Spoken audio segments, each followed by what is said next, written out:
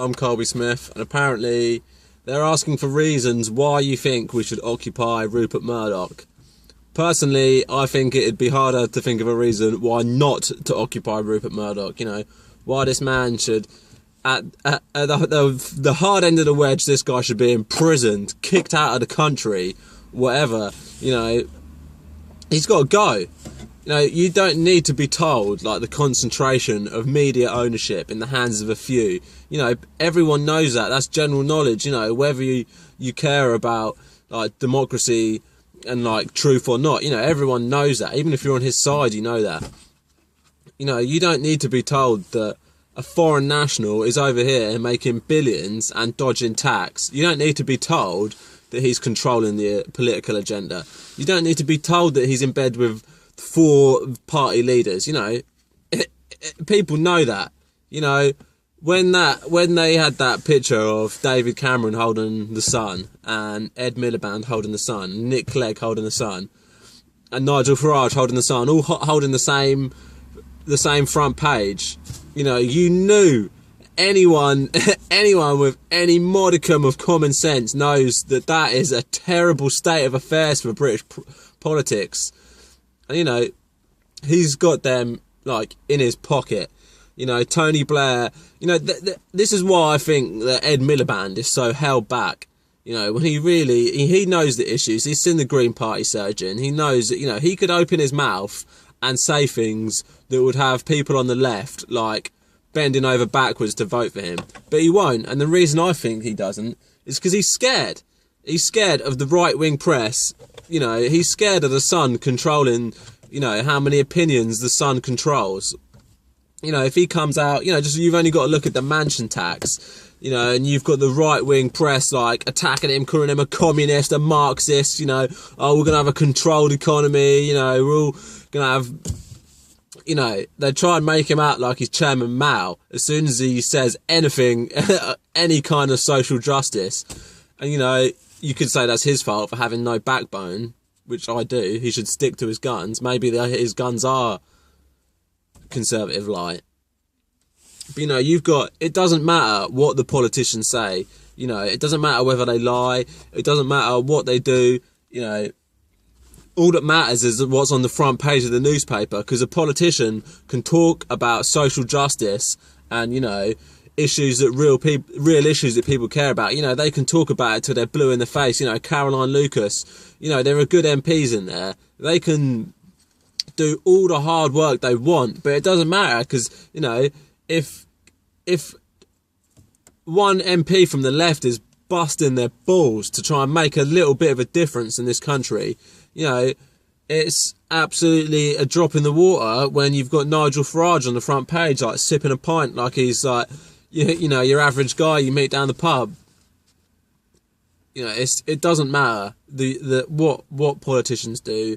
It doesn't matter what people do when the media, when you've got so many people paying attention to the media and treating it as gospel. They can control the political agenda.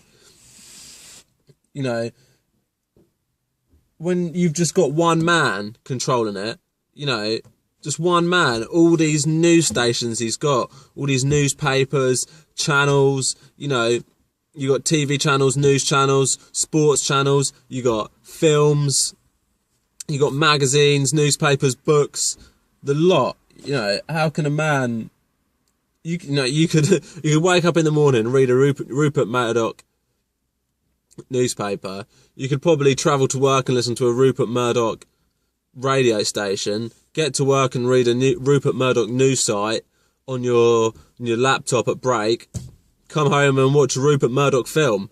And, you know, you wouldn't think, you wouldn't even realise, but at the end, it's that easy to, like, be consumed. That's the power he's got.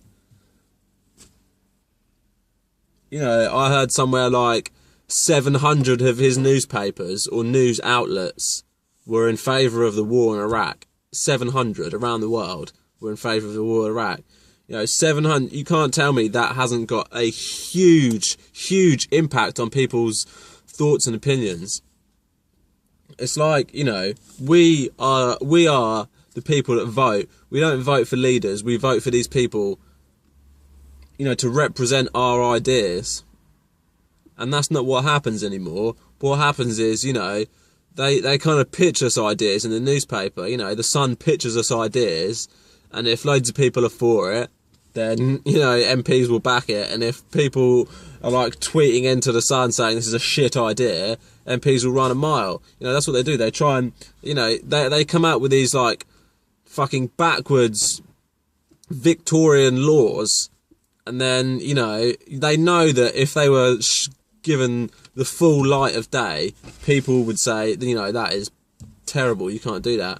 But what they do is they package these laws up, these bits of legislation, they package them up, and they give them to the newspapers. They give them to someone like Rupert Murdoch, and he says, yeah, I can polish this up, I can sell this to the people, you know. We can distract them with something else on the front page, and then like have a little box. Oh yeah, by the way, David Cameron's passed a law where he can basically spy on all your emails, your Facebook, your Twitter, your phone, your text messages, your answer phone, your phone calls. You know, that's how they do. That's the power. You know, it's not even like, it's just simple distraction tactics. You know, he's got to go because, you know, there's people out there that want to make a change. The majority are happy with what they've got. And they're only happy, you know, because newspapers, the media, Rupert Murdoch, people in control with too much power, you know, they're placating them, making them think everything's alright. You know, if these newspapers would come out and say, you know, you can have a change for a better, you know, people would begin to believe that. But, you know, the newspapers want you to feel confused. They want you to feel like lost, like, you know, you can't, like, your one vote, your one voice, your one opinion doesn't matter. Like, even if it does matter, you know, it's insignificant compared to, you know, the size, the magnitude of what we're dealing with. They make you feel like, you know, you're worthless. You know, that's one of their most powerful tools. And you can't tell me, like, that any of Rupert, you know, if you look at the Sun, there's no, like, does that newspaper, does it want to make its readers a better person? You know, when you read that, do you feel like they're trying to inspire you, to, like, progress you, to, like, elevate you for, like, society? Are they trying to make the UK a better place? Are they trying to make society better here? It doesn't seem like it. It seems like they just want to make things worse. They want to victimise, they want to divide, they want to rule, they want to conquer. You know, they want to squash you into the mud. That's how they make you feel. That's how they make me feel. Anyway, you know, they want you tuned in to a very narrow frequency, you know, a very narrow window of consciousness. That's what they want you to exist in. You know, that's another trick that they pull. That's another, like, the media, the right-wing media, you know, they try and make out as if, you know, the default status for a human being is a consumer-driven, capitalist, you know, individualist kind of person. You know, that's their default. That's the default setting. You know, that's the factory setting for a human being in the UK. That's what they want you to believe. So anything away from that default setting, anything slightly, you know, divergent from that default setting, they can automatically brand you a liberal because, you know, they're thinking, we're thinking squarely inside the box, and the box is fucking tiny. Any other idea outside that box, you know, you're a radical, you're an extremist, you're a communist, you're a Marxist, you know, anything, the window of political debate set by these newspapers is basically what they want. And anything that deviates, it just doesn't get a look in. You know, it's pathetic the way the Telegraph, you know, the Sun, you know, Russell Brand got a little bit of traction, you know, he got a little bit, you know, a bit of momentum behind him. And people will begin to think, you know, this guy's actually talking some sense. He could actually, like, bring about real change from the ideas that he's bouncing about.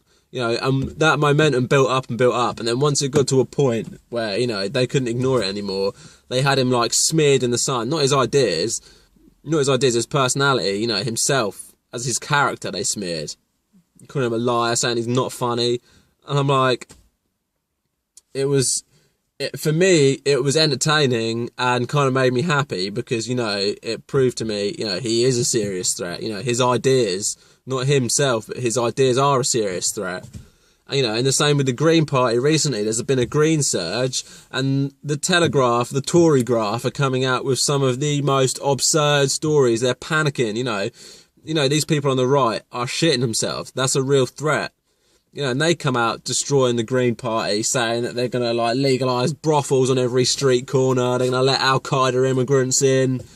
You know, to me, that makes me happy because they're running scared. But, you know, to so many people that read that and probably believe it and swallow it all down, and they're like, shit, you know, we can't let these Greens in. They're going to fuck our country up.